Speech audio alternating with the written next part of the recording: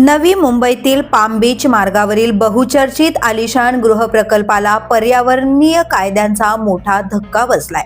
Nehru sector 60 मधील मिस्त्री construction company लिमिटेडच्या प्रकल्पाला किनारी क्षेत्र व्यवस्थापन प्राधिकरणाने थेट मंजुरी नाकारत हा निर्णय प्रलंबित ठेवलाय. त्यामुळे फ्लेमिंगो अधिवासाला धोका निर्माण करणाऱ्या या प्रकल्पाविरोधातील पर्यावरण प्रेमींच्या लढ्याला मोठे बळ मिळाले. CRZ-2 क्षेत्रात येणाऱ्या या 27,000 चौरस मीटर भूखंडावर 2018 मध्ये सिडकोने 1.5 चटई निर्देशांक गृहीत धरून बांधकाम परवानगी दिली होती.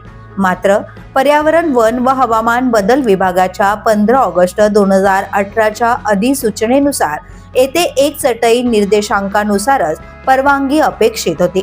त्यामुळे सिडकोची मंजुरी ही आता वादाच्या भोवऱ्यात सापडण्याची चिन्हे आहेत. 25 ऑगस्ट 2023 रोजी भरती रेषेची सीमा 100 मीटरहून 50 मीटरपर्यंत कमी करण्यात आली असली तरी कार्योत्तर मंजुरीची तरतूद CRZ कायद्यात नसल्याचं स्पष्ट आहे. त्यामुळे विकासकाने सुरू केलेल्या बांधकामावर प्रश्नचिन्ह निर्माण झालं आहे.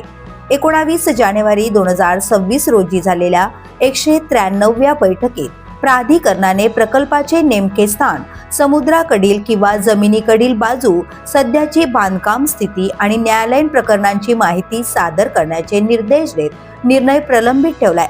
दरम्यान शहर नियोजन प्राधिकरण आपणच असल्याचा दावा करत नवी मुंबई महानगरपालिकेनेही या प्रकल्पावर आक्षेप नोंदवलाय.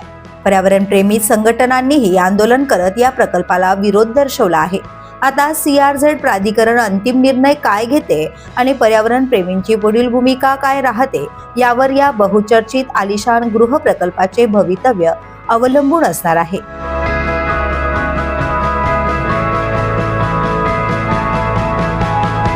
The police news bureau, Navi Mumbai.